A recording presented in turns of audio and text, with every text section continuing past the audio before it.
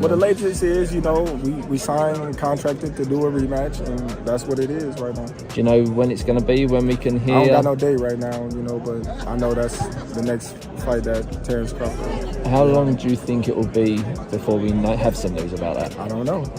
It's still up in the air, given the first male boxer, undisputed, in any division in the 4-belt era, and I honor, that, and if he was to come to me or activate his. I mean, it could happen. I mean, why not? If Crawford want to challenge himself to be great, let him try to be great.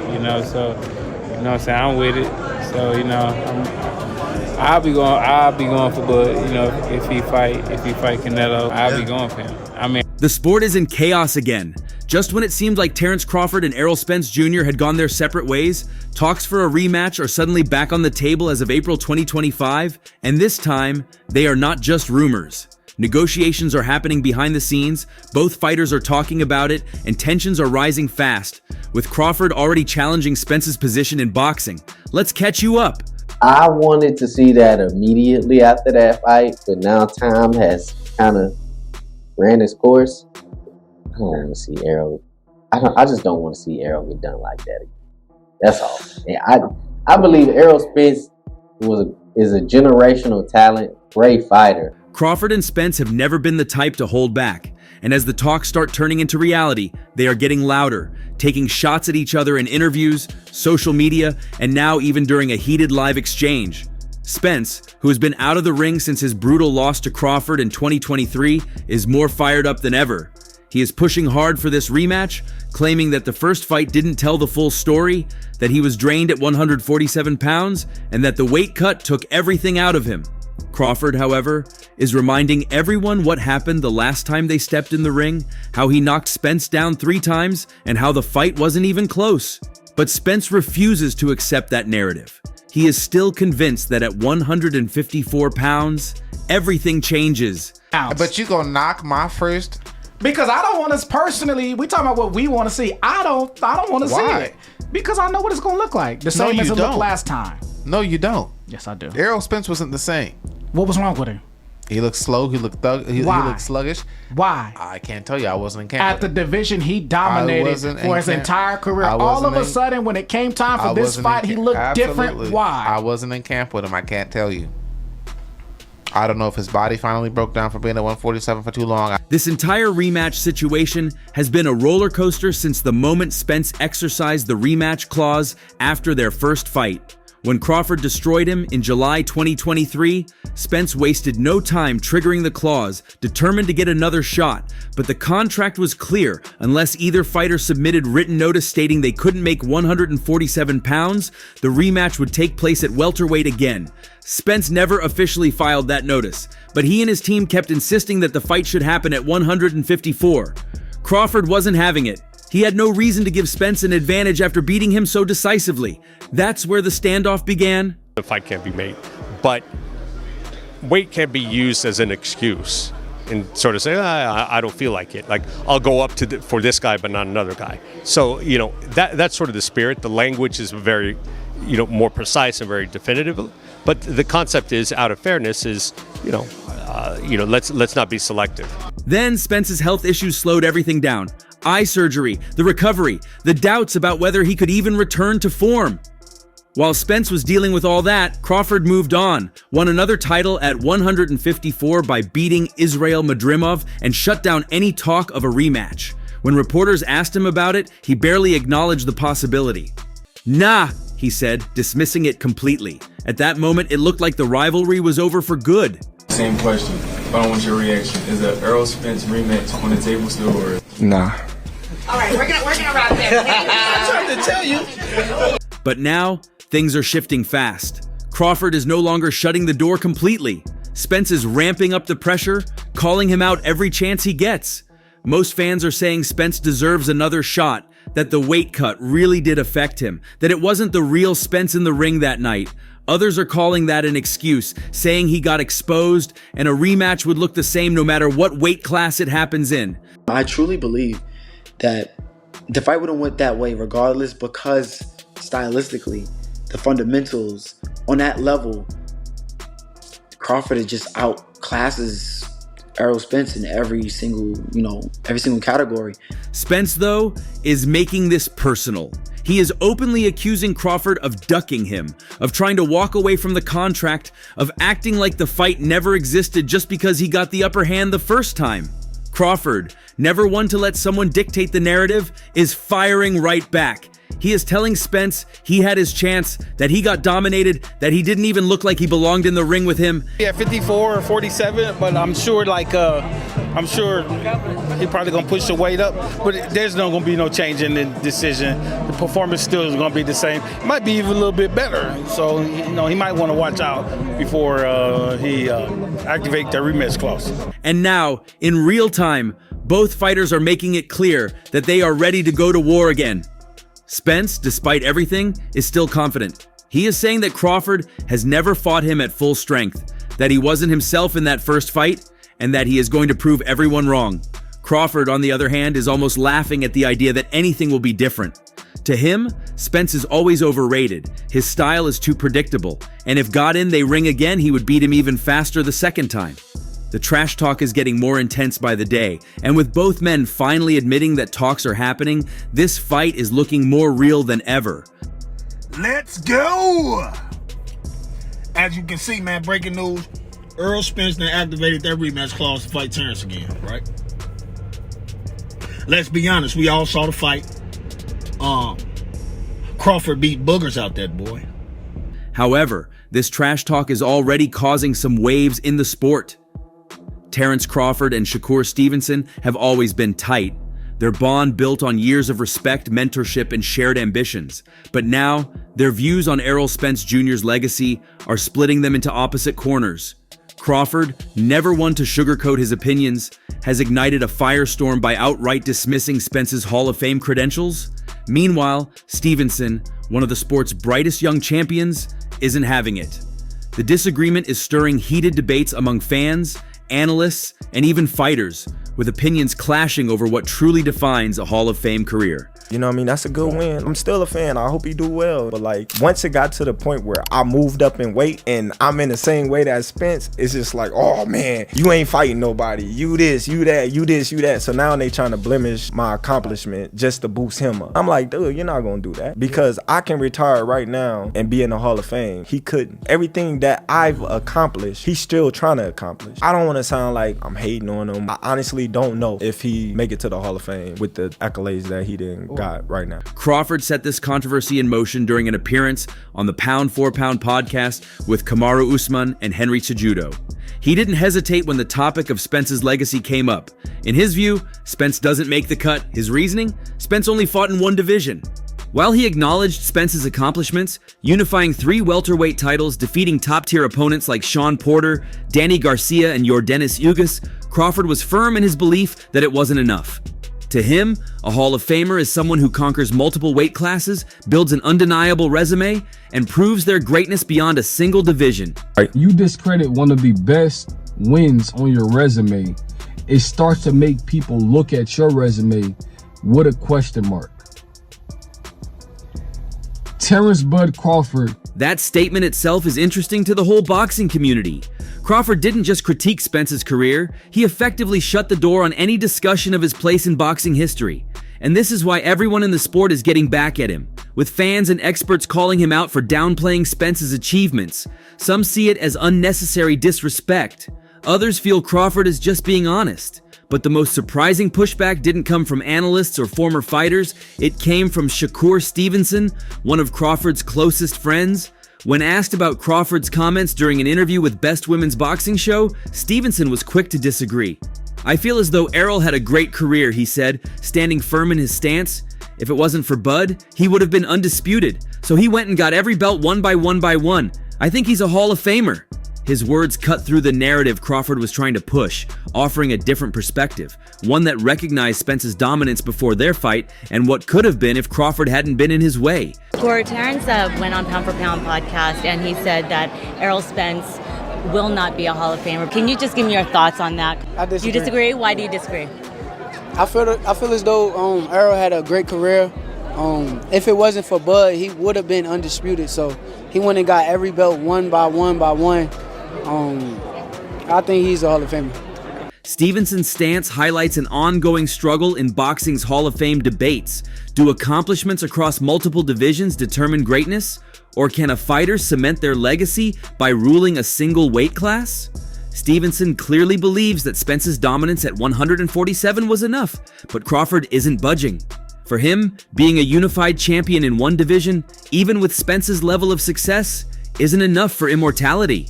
I don't think Errol's run was long enough, no Diddy, to automatically put him in the Hall of Fame. He was a very good fighter. If there was a Hall of Very Good, he would be going into that. But Hall of Fame, no. If you were in charge of writing the Hall of Fame speech for Errol Spence, and I was in charge of writing a Hall of Fame speech for Bud Crawford, my Hall of Fame speech, listing my credentials, listing my accolades for Bud Crawford, would sound a lot better than your speech for Errol Spence, bro. Yeah, I don't think unifying and holding 3 titles automatically push you in the Hall of Fame. The tension between Crawford and Stevenson might not be a full-blown rift, but it's certainly creating waves. Their friendship has always been built on mutual respect, but this is one of the rare times they publicly disagree on something major. Stevenson isn't just another fighter giving his opinion. He's someone who has spent years learning from Crawford, training with him, and looking up to him. So for him to go against Crawford's take so directly speaks volumes. It also raises questions about how the relationship might be affected by this in the long run. It's up to him. He gave me that opportunity to fight him. It's only right that if that's what he want to do, I'll give it back to him. Outside of him, I was definitely looking for that Jamel Charlo fight, but they just stripped him for the WBO. So now it's going to be kind of hard, becoming a 3-weight world champion if he don't come back and, fight Tim Tszyu and be successful after his fight with Canelo.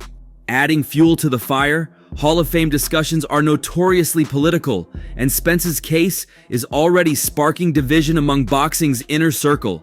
Some are arguing that Spence's ability to bounce back from adversity, surviving a life-threatening car crash, and still defending his titles makes his resume even more Hall of Fame worthy. Others believe Crawford is setting a dangerous precedent by discrediting single-division champions, as many legends built their entire legacies in one weight class. They say Crawford is a hell of a fighter, but I don't really respect his resume. What? Other than fighting you. Crawford? You know what I'm saying? What? I don't really respect his resume like that. And there's another layer to this debate. Crawford's history with Spence, some are saying his comments aren't just about Hall of Fame standards, they're personal. That Crawford is trying to erase Spence's legacy because of their rivalry to make sure history remembers him as the superior fighter. If Spence gets into the Hall of Fame, it forces the world to acknowledge that he was an all-time great, even if Crawford beat him. And Crawford might not be ready to accept that. Airwaves of YouTube. Let me make a plea right now to Terence Crawford. I understand you just beat him. You beat him thoroughly. You're the undisputed welterweight champion of the world. The WBO, the WBA, the WBC, the IBF titles. But you hugged him after the fight for a reason. I am making a plea to Terence Crawford. Even if you elect to give Errol Spence Jr. a rematch, please do not do this for at least a year. Please don't do that. Meanwhile, Spence hasn't responded publicly to Crawford's comments, but of course, it's safe to assume that he's not happy about it. He has always taken pride in what he has accomplished in boxing, and being dismissed so easily by Crawford is only adding fuel to his competitive fire. There are even talks that Spence might use this as extra motivation for their potential rematch, wanting to prove that he is not just a great fighter, but an all-time great, one worthy of the Hall of Fame, no matter what Crawford says. It ain't like Errol can't take him. I think he's the bigger, stronger fighter, but Errol methodically marches down and breaks you down. I don't know if that can be done to Crawford. I think that Crawford is a marvelous boxer. I think he's got the temperament of a champion that really wants to do damage and be spectacular. He can fight conventional, he can go southpaw. He brought the power with him, and I think the biggest thing is that Errol Spence might have gave him a little bit too much time to match. The debate isn't dying down anytime soon. Fans, fighters, and analysts are all picking sides. Is Crawford speaking facts, or is he letting his rivalry with Spence cloud his judgment? Is Stevenson right for standing up for Spence, or is he just being diplomatic? The boxing world is watching, And as the back and forth continues, one thing is certain. This isn't just about a Hall of Fame induction. It's about legacy, pride, and the never-ending battle for respect in one of the most unforgiving sports in the world. Y'all support y'all fighter. Let's come together, make this event a success. Instead of everybody saying every time we get together, you know what I mean, it's always shooting and violence. Everybody know Terence Crawford. Y'all know I get active. But if there's anyone whose Hall of Fame status should be in question, it's not Errol Spence Jr., it's Terence Crawford. Forget all the smoke and mirrors. Forget the carefully crafted legacy talk from his camp. The truth is plain as day. Crawford isn't chasing history. He's chasing checks. And that's the real reason fans, fighters, and critics alike are beginning to question whether his name belongs in the Boxing Hall of Fame. This is what I think about resumes, and especially when it comes to these two fighters specifically, because they got a lot of the common opponents. Yes. But the day that they fought these opponents is what's uncommon. And so you can pick who you want to pick, and I fought him, and he had I broke both eyes, and then you fought all this and that. Bottom line is, a lot of fighters aren't who they are on Tuesday. They're not that same fighter on Saturday. You are absolutely That's the right. bottom line. Crawford's own trainer, Brian Bomac McIntyre, is out here peddling the same tired line, trying to convince the world that the Canelo Alvarez fight isn't about money. But well, who do they think they're fooling? Crawford is jumping 2 divisions to face the biggest cash cow in boxing. Not because it makes sense for his career, but because the Saudi money is just too good to pass up. If Crawford's legacy was really his priority, he wouldn't be making this reckless jump. He'd be cementing his dominance at 154, proving himself against the monsters in that division, maybe even unifying again. But he barely scraped by against Israel Madrimov. The moment that fight was over, it was clear. Crawford was never going to run through 154 the way he did at 147. That's it for 154, because this is the legacy fight. He wants this for his legacy. Now, if you ask me, I think Terence Crawford's taking it to the stupid. He's not going up there for no damn legacy fight. You know what? He's going after Canelo for the reason that he said after he fought Madrimov and after he fought Errol Spence. He wants the most money possible. Simple. He's not trying to move down the ladder and shift into reverse. The younger, hungrier Lions were waiting, and instead of meeting them head on, Crawford found an escape route, the biggest payday boxing has to offer. And let's talk about this Madrimov fight for a second. Fans know what they saw.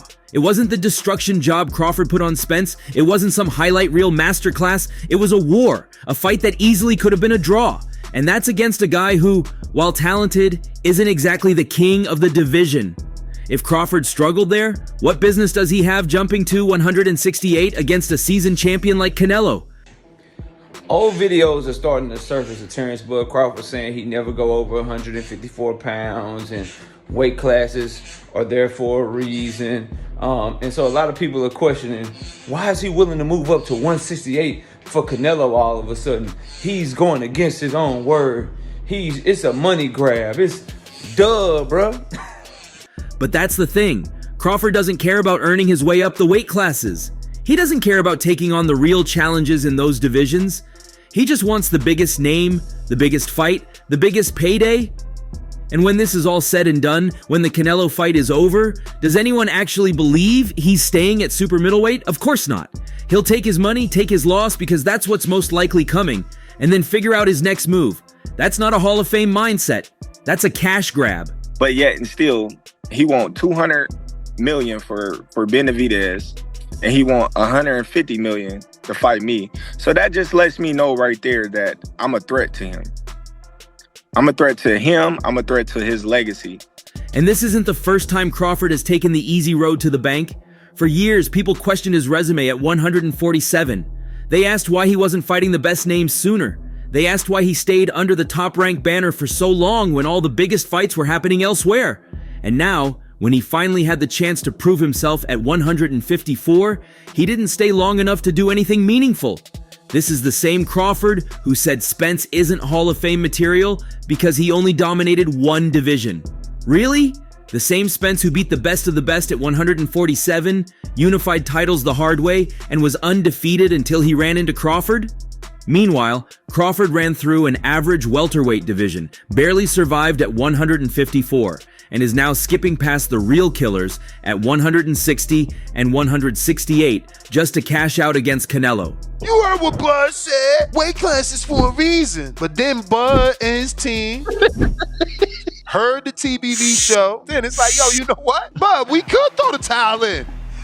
We gonna shimmy all the way to the bank. We gonna drop this 9 figures in the bank. We got you. Do we believe we could beat them? Yeah. What other opportunity in life are you gonna get to make 100 and something million? And he has the audacity to question Spence's legacy? According to many, it's not just hypocritical, it's laughable. Hall of Famers don't run from the grind. They don't pick and choose their battles based on money alone. They take on the biggest challenges and carve out a legacy that speaks for itself. Floyd Mayweather didn't just chase money. He built his name by dominating the sport at multiple weight classes, fighting everyone who mattered when they mattered. Manny Pacquiao didn't just go after big fights. He earned his way through divisions by fighting real competition every step of the way. But Crawford, he's skipping steps. He's looking for shortcuts. Let me tell you what I think should be gone. The notion that Terence Bud Crawford should move up 3 weight classes, 21 pounds, to fight Canelo Alvarez. He's entirely too small. Sure, if he beats Canelo, people will say he's one of the greatest to ever do it. That's the gamble. But if he loses, and let's be real, the odds are stacked against him, it only proves the point further. Crawford took this fight for the money, not because it made sense for his career. And that's why, when we're talking about Hall of Fame legacies, Crawford's name deserves more scrutiny than Spence's. Spence did things the right way. He fought his way to the top, belt by belt, without skipping the line. But Crawford is playing the game differently. It's not about belts, divisions, or even legacy. It's about cashing out while he still can. It's disrespectful for Crawford to call you out at 68, say that he can beat you at this weight. No, you know, everybody wants to fight with me, so it's fine. And maybe that's fine. Maybe Crawford deserves to get paid. He's put in years of work, built an undefeated record, and now he wants to maximize his earnings. But let's not pretend this is about anything other than money. And let's not pretend that kind of career path automatically gets you into the Hall of Fame, because if there's anyone whose spot should be questioned, it's not Spence, it's Crawford. But what do you think about the whole saga? Share your thoughts below and don't forget to subscribe for more updates.